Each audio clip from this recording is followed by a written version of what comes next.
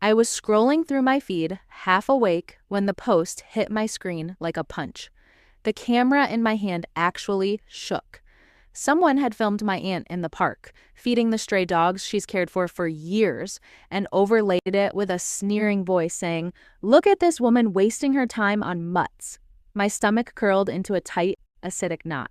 Comment after comment stacked like blows. People laughing at her, mocking her clothes, her age, her kindness. I felt my grip tighten on the phone until my knuckles blanched. Flashbacks slammed into me without warning. Her gentle hands breaking bread into tiny pieces, the way she crouched low to coax the shyest pups from the bushes. Her humming softly like she believed kindness could drown out fear. And now, strangers were tearing that tenderness apart for entertainment. Their voices in the video were sharp, jagged, slicing through everything warm about the moment. The clip was trending, shares exploding, memes multiplying faster than my mind could keep up with. Notifications poured in, friends sent screenshots, some awkwardly laughed it off, others tried to defend her, but all of it only made the humiliation feel bigger. Then my phone lit up with her name. "Aunty Grace," I whispered, answering fast. Her voice came through shaky but determined. "Sweetheart, don't worry about that video. I'm fine. Really." But behind her words, I heard it. Neighbors snickering, their whispers carrying like smoke through the receiver. She pretended not to notice, but I felt every sting of it.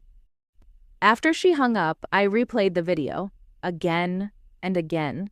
Every sneer, every sarcastic caption, every frame of her standing there with her little bag of dog food, trying to help, trying to care, got burned deeper into me. And then I noticed something I hadn't before. The quick, hesitant glance she gave the camera, a tiny flicker of awareness, dignity still standing, but the world laughing at her anyway. Something in me clicked. Hard. The humiliation wasn't just momentary. It was layered, deliberate, cruel, and as I watched her being mocked for the 1,000th time, a slow, burning resolve began to form inside me.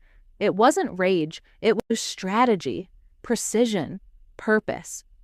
If they wanted a spectacle, I would give them one. Just not the one they expected.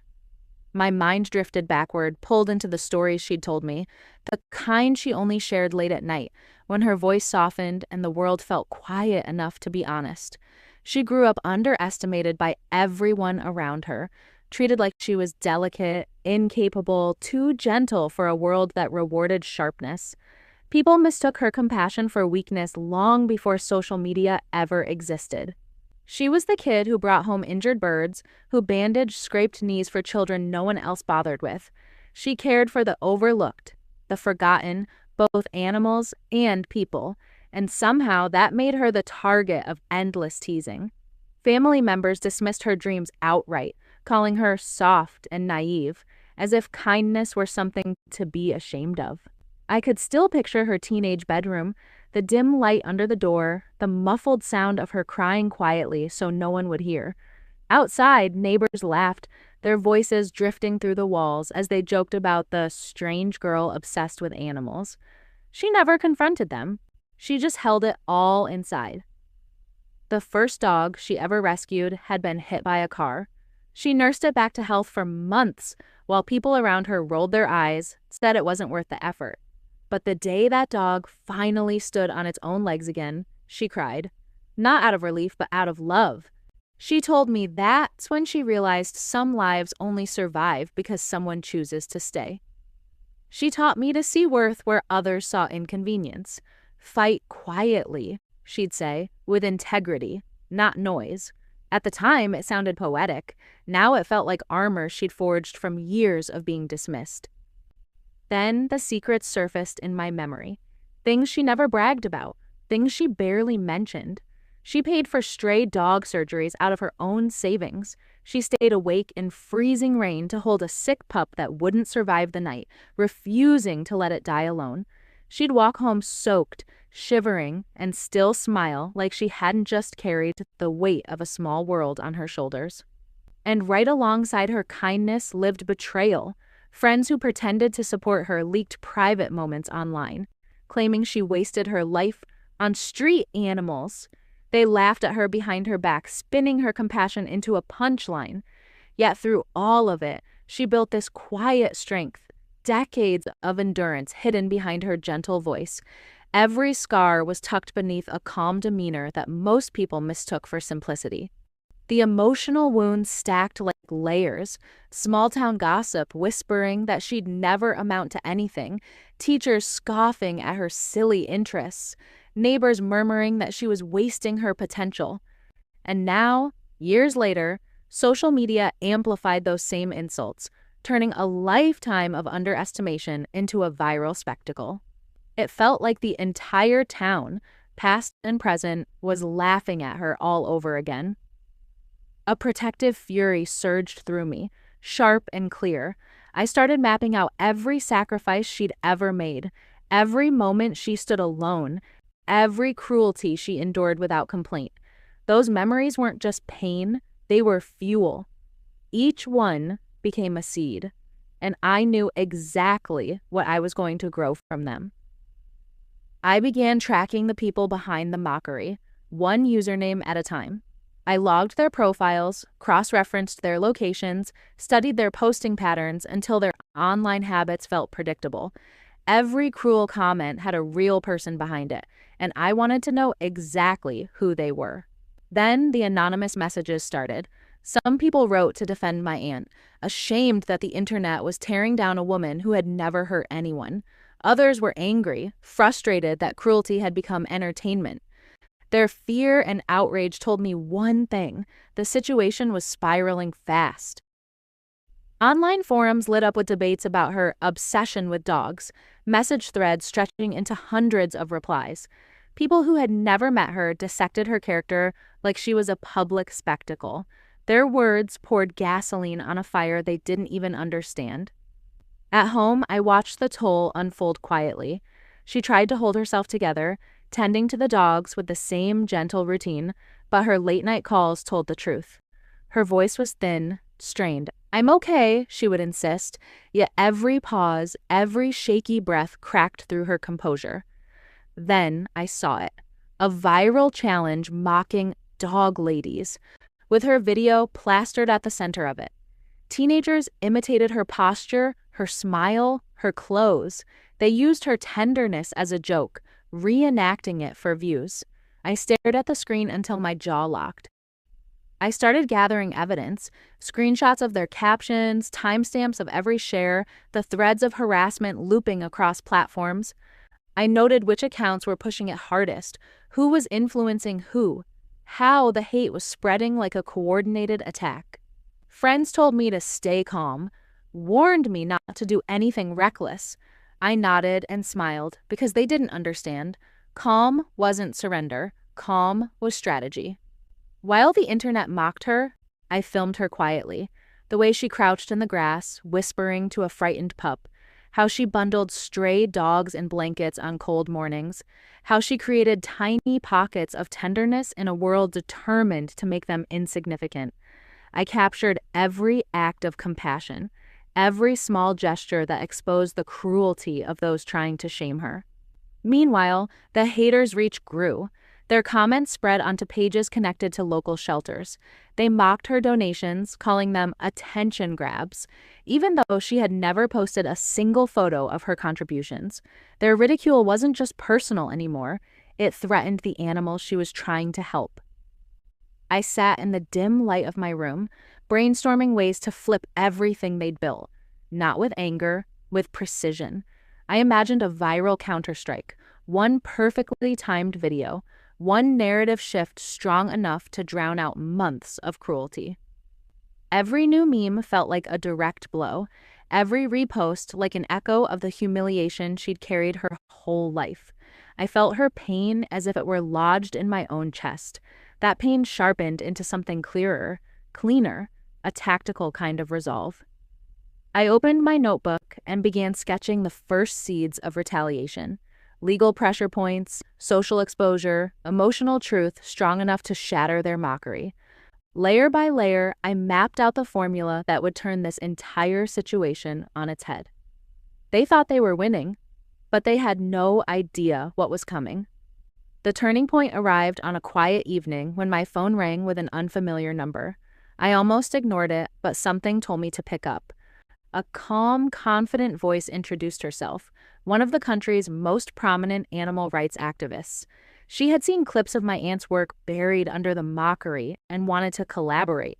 People like her, she said, are what the movement needs.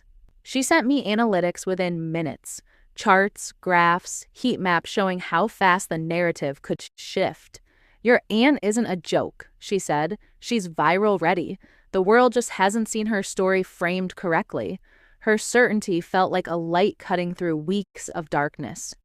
Then I uncovered something even more valuable. One of the main haters, the one pushing the mockery hardest, was tied to a local media outlet.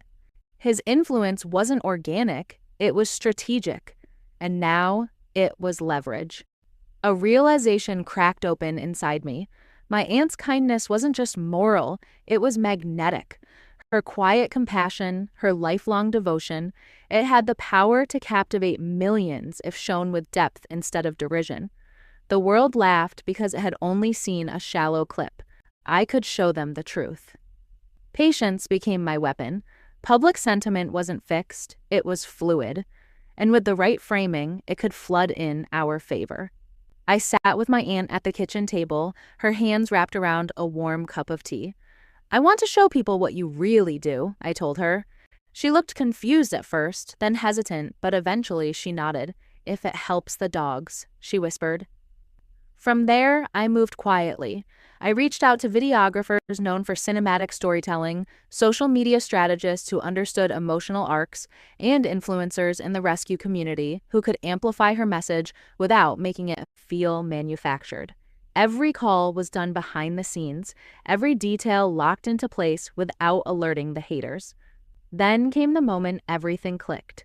A single post, crafted with precision, authenticity, and emotional truth, could flip the entire narrative. Adrenaline surged through me, mixing with a tight wave of nervousness. The stakes had shifted from emotional to strategic. The haters didn't know it yet, but they were no longer leading the conversation. I was. I released the first teaser. No drama, no confrontation, just a soft montage of my aunt feeding the dogs at sunrise, her smile gentle, her voice humming in the background. It focused on her compassion and nothing else. Within hours, comments rolled in. Who is she? Why does this feel so peaceful? This is beautiful. The traction began quietly, like a spark catching dry leaves. The haters noticed. It was impossible not to, but they laughed it off. They dismissed the rising momentum as harmless. They still underestimated her. They still underestimated me. And that was exactly what I needed. The viral video premieres at midnight. I sit in the dark, the glow of my screen reflecting off my hands as the first frame hits, my aunt kneeling beside a trembling stray, whispering to it like it's the most important life on earth. Then the montage unfolds, her feeding injured pups at dawn, bathing them with slow, patient hands, stitching small wounds with trembling care. Local families appear one by one, their voices cracking as they describe how she rescued their abandoned pets. The music rises, soft but powerful, wrapping her entire world in a cinematic warmth she never received from the people around her. By sunrise, the comment section is already a storm. Okay, who is this angel? How did we not know about her? This woman deserves an award. The haters are tagged relentlessly, not directly by me, but by strangers who've fallen in love with her compassion within 3 minutes of footage. Their old insults get buried under waves of praise, their mockery now looking petty, cruel, embarrassingly small. Hours later, a local news outlet uploads a headline that sends a chill down my spine. The Guardian of Strays, the woman redefining community compassion. I almost laugh. These are the same people who once snickered behind her back at grocery stores, whispering about the stray lady who smelled like dogs. Now they're scrambling to contact us for interviews while pretending they always admired her. Their panic is the sweetest background music to the chaos they created. Then the algorithms detonate. Hashtags with her name surge to the top. Clips of her smiling shyly at the dogs go viral. My old ridicule disappears, swallowed under the weight of her humanity. This is where the second phase clicks into place. Quiet, but devastating. Copyright claims fall like gentle rain on the most aggressive haters who stole her videos to mock her. Harassment reports follow, their accounts blinking with warnings and restrictions. Nothing flashy, nothing illegal, just cold, calculated pressure, using the very systems they abused. And the emotional satisfaction, it's undeniable. I watch as former mockers backpedal so hard they almost trip over themselves. I didn't know she was doing so much good. We misjudged her. She's actually inspiring.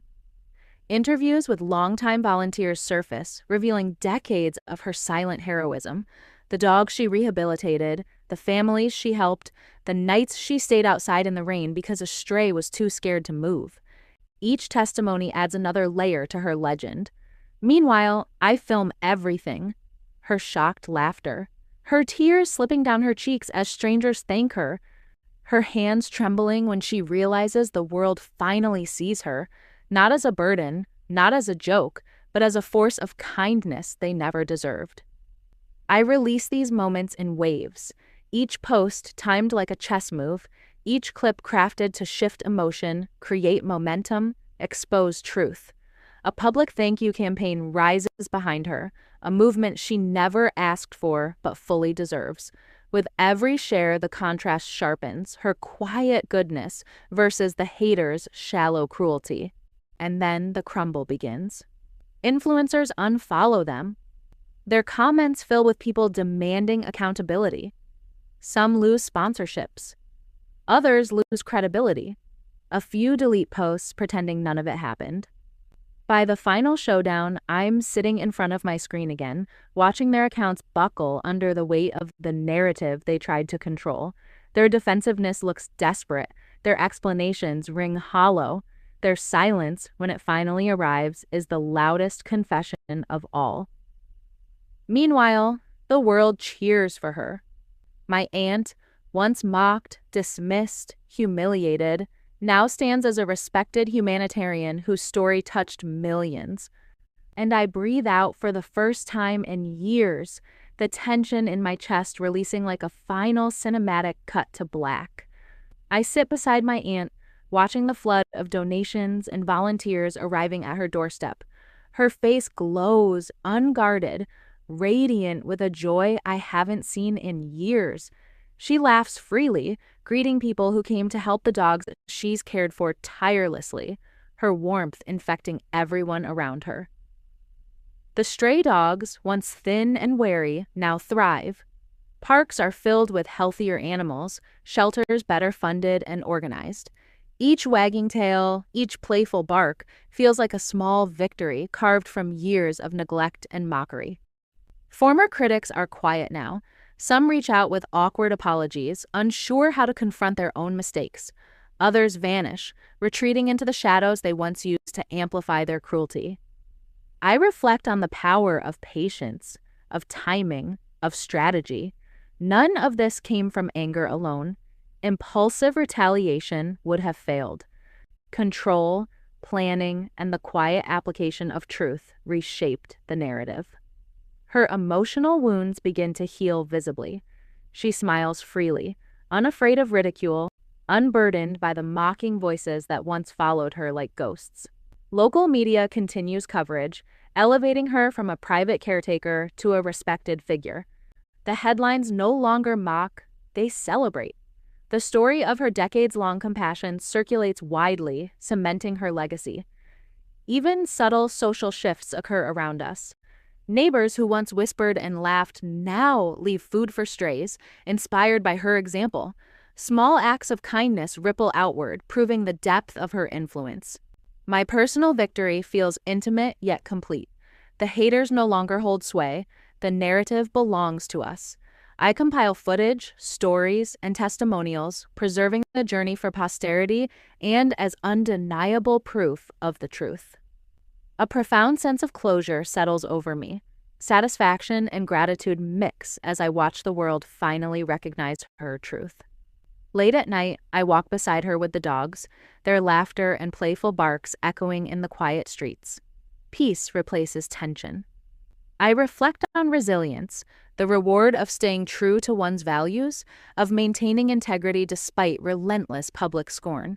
In the soft glow of the streetlights, surrounded by those she saved, I see the strength of a life lived with quiet courage and unwavering compassion. I face the camera, the city skyline glowing behind us, as the soft golden hour bathes my aunt and the dogs in warm light.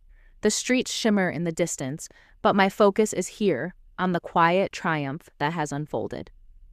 This journey, I begin, voice low and steady, was about ridicule, patience, and strategic execution. And in the end, it was about empowerment, the kind that grows quietly, then blooms for the world to see. I pause, letting the weight of it sink in, then continue.